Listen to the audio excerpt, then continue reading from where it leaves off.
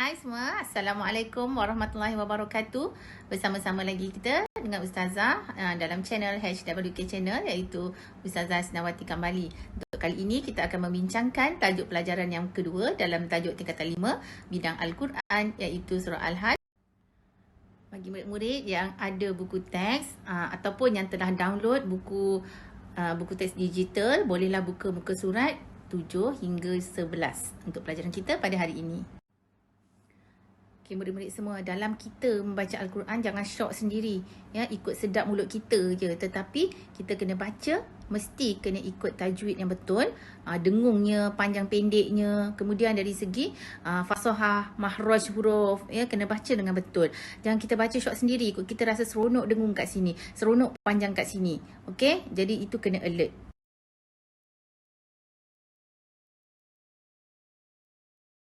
أعوذ بالله من الشيطان الرجيم لو أنزلنا هذا القرآن على جبل لرأيته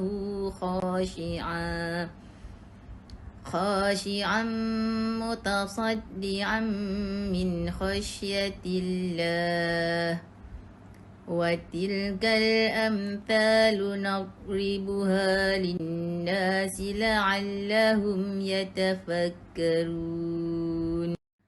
هو الله الذي لا إله إلا هو عالم الغيب والشهادة هو الرحمن الرحيم والله الذي لا إله إلا هو الملك القدوس السلام المؤمن المهيمن العزيز الجبار المتكبر سبحان الله عما يشركون والله الخالق البارئ المصور له الأسماء الحسنى يسبح له ما في السماوات والأرض وهو العزيز الحكيم صدق الله العظيم. Dah baca ayat, apabila kita tak tahu maksud, kita tak rasa feel kan? So kita nak tahu apa maksud sebenarnya daripada ayat bacaan dan juga ayat hafazan yang telah kita baca tadi. Ayat yang ke-21, Lau anzalna hadzal qur'ana ala jabalin la ra'aitahu khashi'an mutasaddian min khasyatillah wa tilkal amthal nadribuha lin-nasi la'allahum yatafakkarun. Daripada ayat ini maksudnya Allah Subhanahu Wa Taala berfirman, sekiranya kami menurunkan Al-Quran ini kepada sebuah gunung, nescaya gunung itu akan hancur berkecai kerana takut pada Allah Subhanahu Wa Taala. Dan perumpamaan itu kami buat untuk manusia supaya mereka berfikir.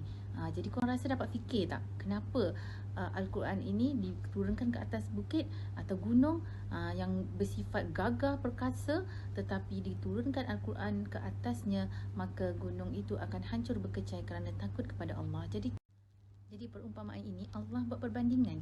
Kalaulah gunung tu gagah perkasa sifatnya tetapi boleh hancur apabila kalimah Allah ataupun wahyu itu turun ke atasnya, apatah lagi kita manusia yang sifatnya adalah lemah, ya, kita ni lemah, kecil, tidak berdaya. Tapi apabila diturunkan Al-Quran kepada manusia, kita lihat berapa ramai orang yang mengamalkan ajaran Al-Quran, yang baca Al-Quran. Adakah kita baca setiap hari? Cuba kita tanya pada diri kita, ya, kita. Sebab itulah Allah Subhanahu Wa Taala buat perbandingan. Macam kita sekarang ada perbandingan kurus dengan gemuk. Jadi kita rasa nak kurus ke nak gemuk? Sakit dengan sihat. Kita rasa nak sakit ke nak sihat? Jadi macam tu jugalah Allah buat perbandingan. Allah buat perbandingan kita manusia yang sifatnya lemah dengan sebuah gunung yang sifatnya gagah perkasa. Jadi kita fikir, fikir-fikirkan. Kita fikir Allah dah beri kita, kurniakan kita akal.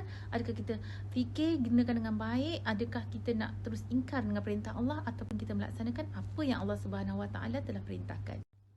Huwallahu allazi la ilaha illa huwa alimul ghaibi wasyahadah huwar rahmanur rahim. Allah Subhanahu Wa Taala berfirman daripada ayat ini yang bermaksud Dialah Allah, tiada Tuhan selain Dia, tiada Tuhan selain daripada Allah yang mengetahui apa yang gaib dan apa yang nyata. dan dialah yang maha pengasih lagi maha penyayang. Jadi ayat ini dah jelas sangat-sangat bahawa Allah Subhanahu Wa Taala mengetahui apa-apa sahaja yang kita sembunyikan. Dan daripada hati kita, Allah maha mengetahui. Cuma Allah nak kita menyebut.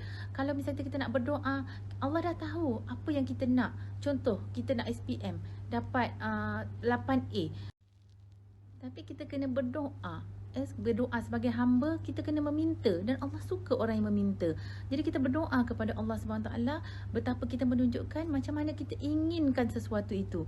Dan Allah Subhanahu Taala, seperti mana yang kita tahu, Allah Maha Pemurah. Semua orang Allah Taala beri rezeki pada semua orang. Kalau dah tak ada rezeki, maknanya nak matilah tu.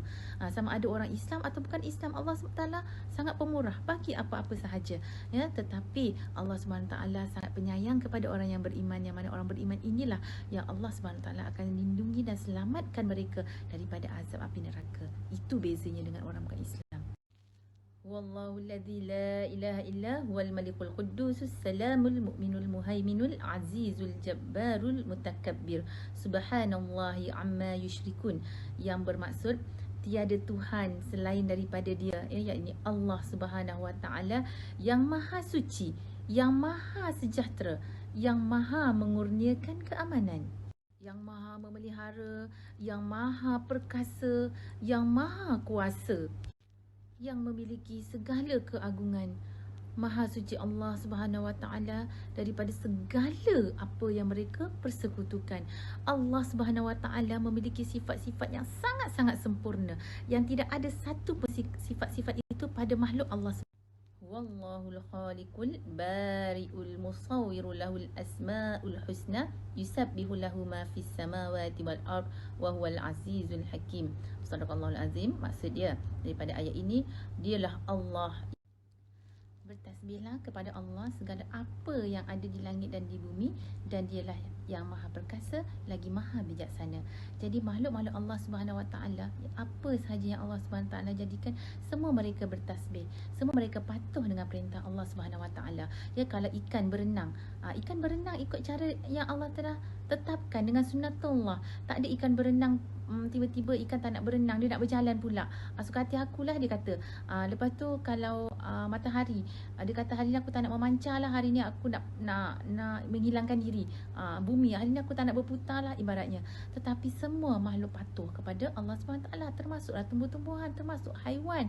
Dan Allah dah cipta kita ni sebaik-baik makhluk, secantik-cantiknya. Makhluk paling cantik adalah manusia yang Allah SWT jadikan.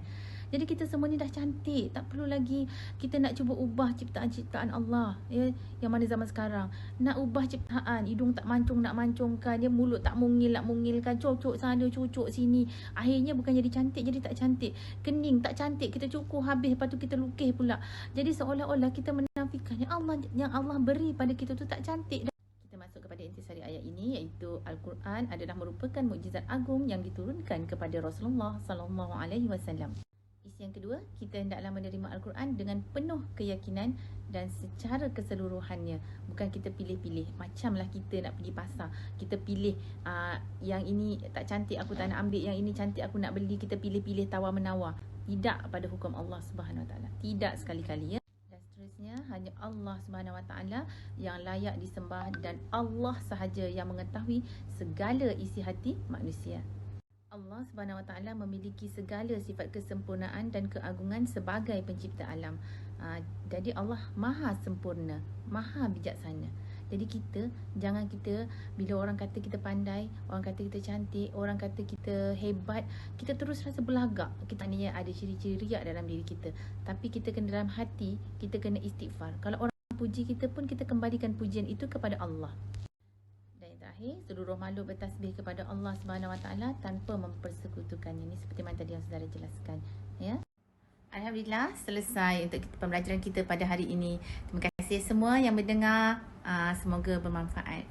Bye. Assalamualaikum.